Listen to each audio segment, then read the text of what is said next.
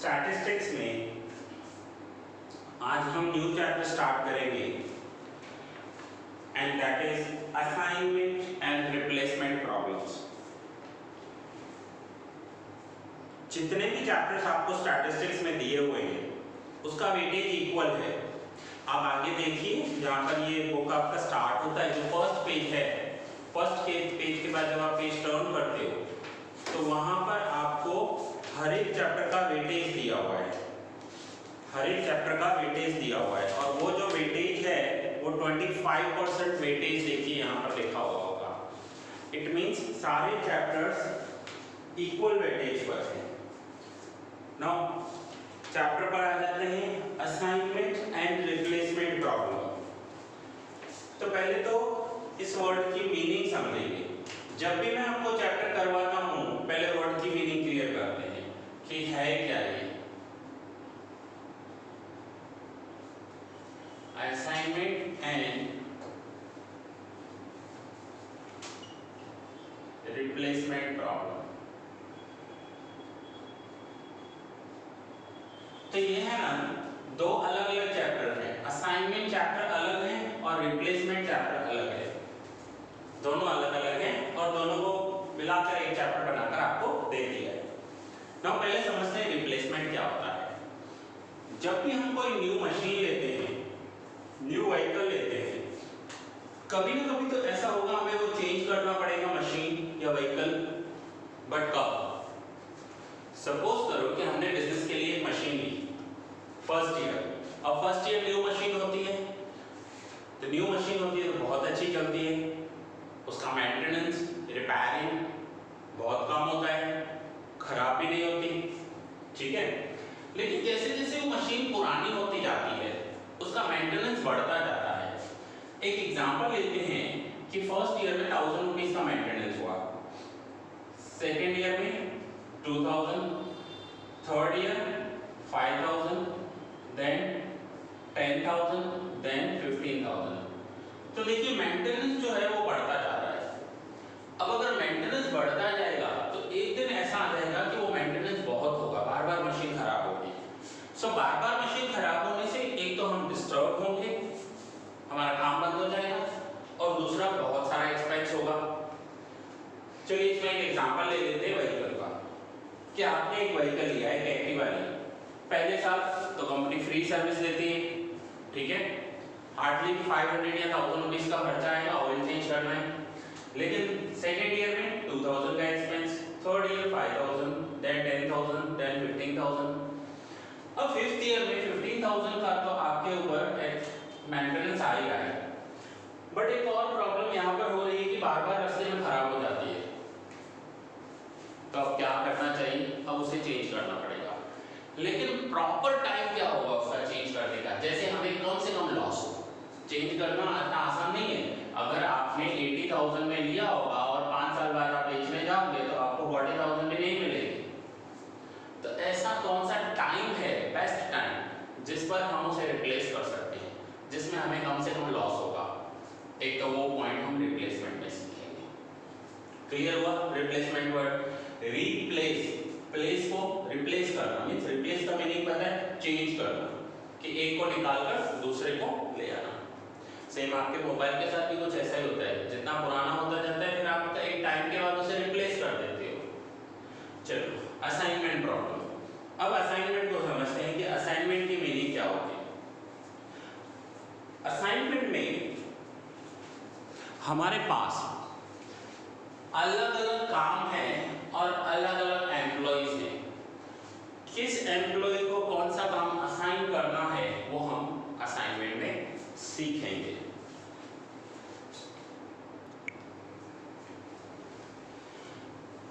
Now suppose करते हैं कि हमारे पास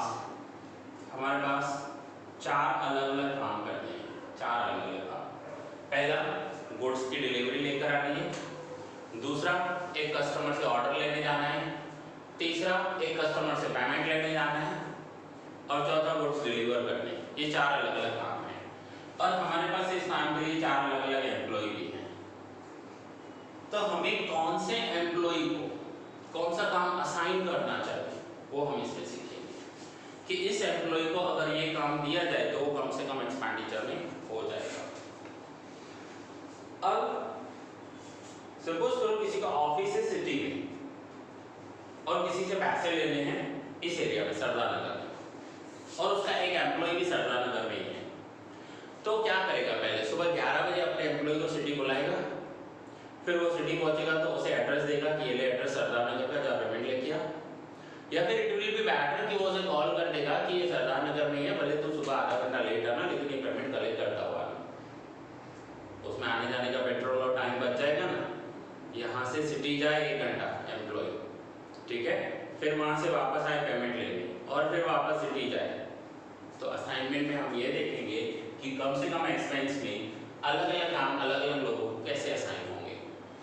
कभी ऐसा ना हो कि हमने बोला कि बैंक में पैसे डिपॉजिट करके आओ या विड्रॉ करके आओ, कोई भी एक काम, और चारों उधर चले गए, तो इसे कहते हैं डुप्लीकेशन। एक काम के लिए 2 लोग चले गए, क्या होगा? लॉस होगा, हमारा टाइम का भी वेस्ट होगा, सैलरी भी दे रहे हैं एम्प्लॉय को, आने जाने का एक्सपेंस। और दूसरा, एक कस्टमर को गुड्स डिलीवर करने के लिए दिए थे बट वहाँ कोई गया ही नहीं क्योंकि 2 लोग बैक चले गए। तो यहाँ पर हम असाइनमेंट में ये सीखेंगे कि किसे कौन सा काम असाइन करना चाहिए, जैसे कम से कम एक्सपेंडिचर में हमारा काम पूरा हो जाए, ठीक है। सो ये दोनों अलग अलग टॉपिक हैं, अलग अलग चैप्टर समझना इसको, बिल्कुल दोनों का एक दूसरे के साथ कोई कनेक्शन नहीं है, बट है असाइनमेंट एंड रिप्लेसमेंट प्रॉब्लम। तो आज हम रिप्लेसमेंट के सम स्टार्ट करते हैं कि एक मशीन हमने न्यू ली है, वो पुरानी होती जाएगी, तो ऐसा कौन सा टाइम आएगा जब हमें उसे रिप्लेस कर देना चाहिए। क्लियर है? सो 25% वेटेज है और बहुत ही इजी चैप्टर है। हम स्टार्ट करेंगे क्वेश्चन नंबर 18 के साथ। क्वेश्चन नंबर 18,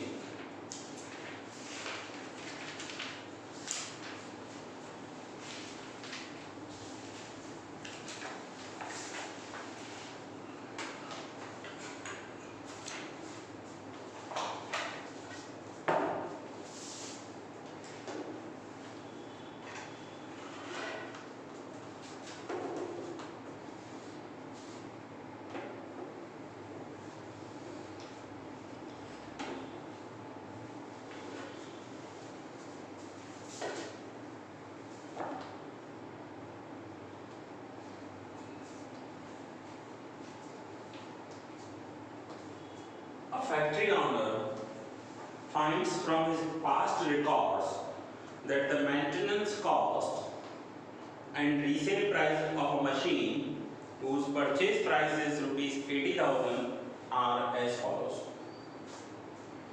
अब ईयर दिए हुए, first year, second, third, fourth, fifth, sixth, 7 and 8, ये अलग अलग ईयर दिए हुए। नाउ हमें मेंटेनेंस दिया हुआ है,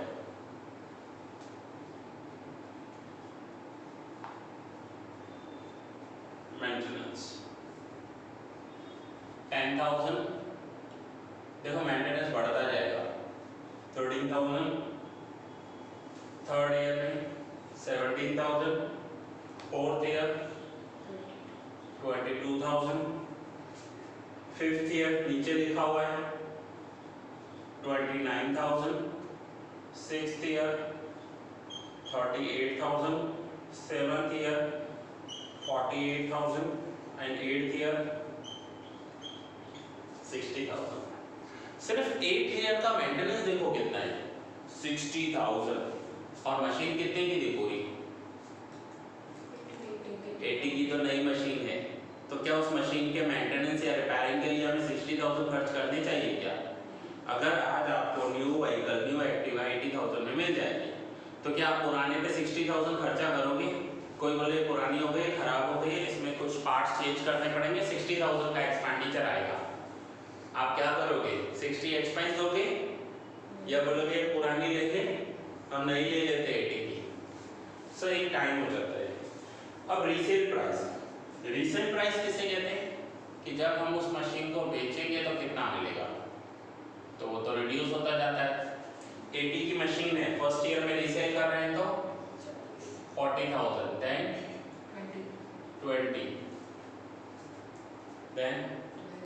12 6 5 4 4 4 और लास्ट 4 4 क्यों हो गई? क्योंकि एक लिमिट आ जाती है, उसके बाद उसका वैल्यू रिड्यूस नहीं होता, बस उतना ही वैल्यू है। इसे स्क्रैप वैल्यू भी कह सकते हो, भंगार कीमत जिसे कहते हैं हिंदी या गुजराती में। तो ये स्क्रैप वैल्यू होती है कि इतना तो मिलेगा इस मशीन का। मशीन बंद हो गई, मशीन चल नहीं रही है, लेकिन कोई भी लेने आएगा ना स्क्रैप, तो वो क्या करेगा? मशीन का वेट करेगा। तो मशीन तो लोहे की बनी होती है, आयरन की बनी होती है, सो आयरन तो उसके लिए काम का है, तो वो उसे आयरन के प्राइस में ले जाएगा, भंगार कीमत, जिसे स्क्रैप वैल्यू कहते हैं। ठीक है, यहां तक हमने जो इंफॉर्मेशन प्रोवाइडेड है वो लिख दिया। नेक्स्ट हमें चाहिए, नेक्स्ट हम कॉलम बनाएंगे एक्यूमुलेटेड मेंटेनेंस। एक्यूमुलेटेड मेंटेनेंस, और मैं कॉलम समझाने के लिए आपको कॉलम्स के नंबर दे दूंगा। यहाँ पर ये फर्स्ट कॉलम है, ये सेकंड है, ये थर्ड है रीसेल, और ये fourth column accumulated maintenance. Now accumulated maintenance को आप क्यूमुलेटिव फ्रीक्वेंसी भी बोल सकते हो। क्यूमुलेटिव फ्रीक्वेंसी कैसे कैलकुलेट करते थे आप? पहले साल का मेंटेनेंस कितना है? 10,000। फर्स्ट प्लस सेकंड 10 प्लस 13 23, फिर 23 प्लस 17 23 प्लस 17। इसका मतलब होता है कि फर्स्ट ईयर तक मेंटेनेंस 10 था, फर्स्ट और सेकंड का मिलाकर 23, फर्स्ट सेकंड थर्ड का मिलाकर 40। Now 40 plus 22 62,000, 62 plus 29 91,000, 91 plus 38 1,29,000, and 129 plus 48 and 177 plus 60 ये हो गया एक्यूमुलेटेड मेंटेनेंस। ठीक है, क्लियर है यहाँ तक? कुछ डाउट है? अब नेक्स्ट हम कैलकुलेट करेंगे टोटल कॉस्ट। टोटल कॉस्ट में हमें चाहिए टोटल कॉस्ट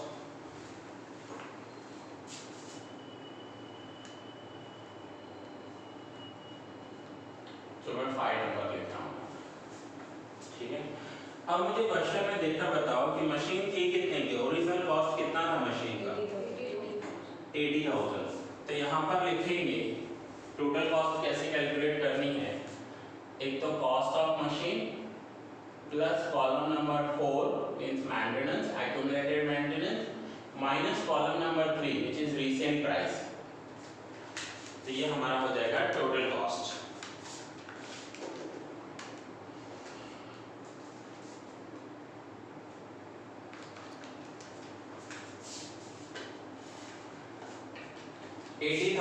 मशीन का कॉस्ट कितना है? 80 plus column number 4 80 plus 10 90 minus column number 3 40,000। तो क्या आ जाएगा आंसर?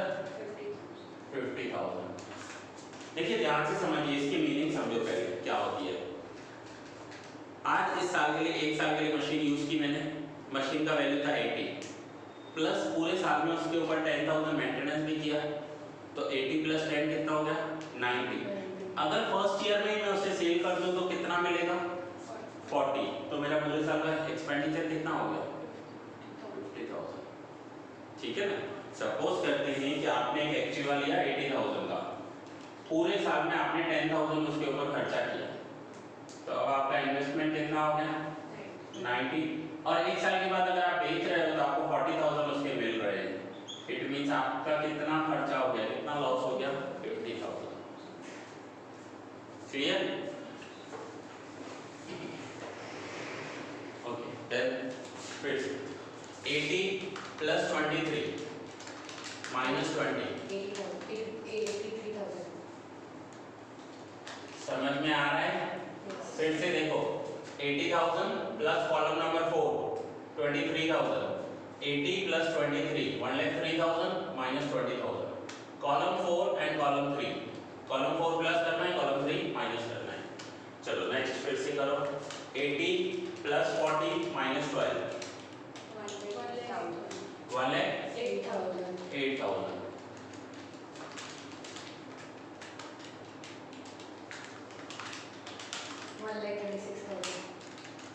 1,36,000।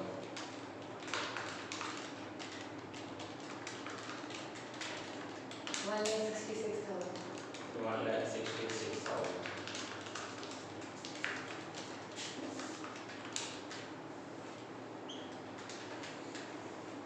2,05,000।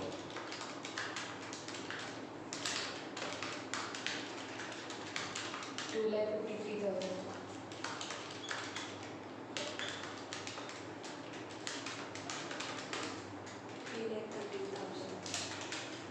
3,13,000। तो ये हो गया हमारा टोटल कॉस्ट। टोटल कॉस्ट में हमने क्या किया कि हमने पर ईयर कॉस्ट काउंट किया है। पर ईयर मींस सपोज करते हैं 2 साल के बाद, तो आपका कितना इन्वेस्टमेंट हुआ, 80,000 का मशीन था, 23 टोटल 2 इयर्स का एक्सपेंडिचर हुआ, सो 1,03,000 हो गया, माइनस 20 किया तो 83। अब फाइनली यहाँ पर कॉलम नंबर 6 कैलकुलेट करेंगे, that will be our average cost. Average cost क्या होगा, 50,000 को 1 से डिवाइड करेंगे तो आंसर आएगा 50,000। 83,000 को 2 से डिवाइड करोगे, 83 डिवाइड बाय 2,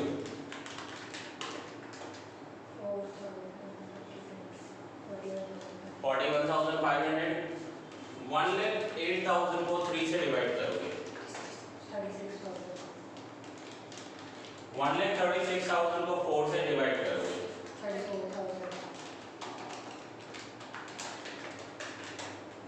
166 को 5 से डिवाइड करोगे,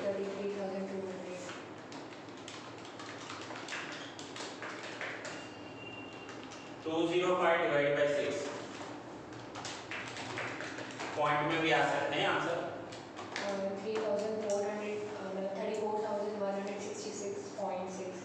34,166.6 तो 167 कर देते हैं। 2,53,000 डिवाइड बाय 7, 36,142.85। 36,000 142.85। तो 43 कर देते हैं। देखो ऐसा होता है, 36,142.85, तो पॉइंट के बाद अगर 50 या 50 से ज्यादा है तो इसे 3 कर देंगे, तो ये हो जाएगा 143। और सपोज करो यार 85 की जगह ऐसा होता 36,142.25, तो इस 25 को इग्नोर करेंगे, ये लिखते हैं। सो 50 या 50 से कम हो तो यही वैल्यू लिखना, पॉइंट 50 से ज्यादा है तो 1 प्लस कर देना। Okay, and the last 39,125। 39,125, ये है हमारा एवरेज कॉस्ट। यहां तक क्लियर है सब? अब हमें एक मशीन कब चेंज करनी चाहिए, हमें ये डिसीजन लेना है कि हमारे पास एवरेज कॉस्ट तो आ गया, तो ये मशीन कब चेंज करेंगे। तो यहाँ पर आप देखो एवरेज कॉस्ट जो है ना आपका एक लेवल तक रिड्यूस होता जाएगा, फिर उसके बाद इंक्रीज हो जाएगा। तो पहले कितना था 50, देन रिड्यूस हुआ 41,500, देन फिर से रिड्यूस हुआ 36, देन 34, देन 33,200, फिर 33,000 के बाद ये इंक्रीज होना स्टार्ट हो जाएगा 34, 36, 39। तो यहाँ पर जब रिड्यूस होते होते लास्ट रिड्यूस्ड वाला पॉइंट आएगा ना, जो लोअर वैल्यू आएगी ना ये वाला, क्योंकि इसके बाद फिर से इंक्रीज होना स्टार्ट हुआ, तो अब हमें 5th ईयर के एंड में ये मशीन चेंज कर देनी चाहिए, क्योंकि यहाँ पर हमारा कॉस्ट जो है एवरेज कॉस्ट वो सबसे कम आ रहा है। तो फाइनली हमें कंक्लूजन क्या लिखना पड़ेगा, at the end of 5th year machine should be replaced। 5th year के एंड में मशीन रिप्लेस कर देनी चाहिए, क्योंकि उसके उसके बाद उसका मेंटेनेंस जो है ना बहुत बढ़ता जा रहा है। देखो मेंटेनेंस 5th ईयर तक ठीक है, उसके बाद बहुत शार्प बढ़ता जा रहा है। तो आंसर में देखो क्या दिया हुआ है, at the end of 5th year machine should be replace. तो एक लेवल तक एवरेज कॉस्ट कम होता जाएगा, 50, 41, 36, 34, 33, उसके बाद फिर से बढ़ना स्टार्ट करेगा। तो जो लास्ट रिड्यूस होगा ना वहां पर हम मशीन चेंज कर देंगे। क्लियर हुआ? यहाँ तक कुछ डाउट है?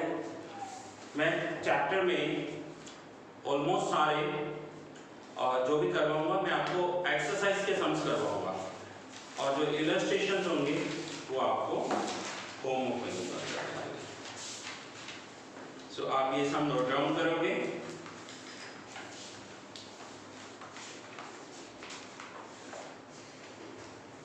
एंड ये सम नोट डाउन करोगे एंड आप इलस्ट्रेशन नंबर 4 जो है वो होमवर्क में करोगे।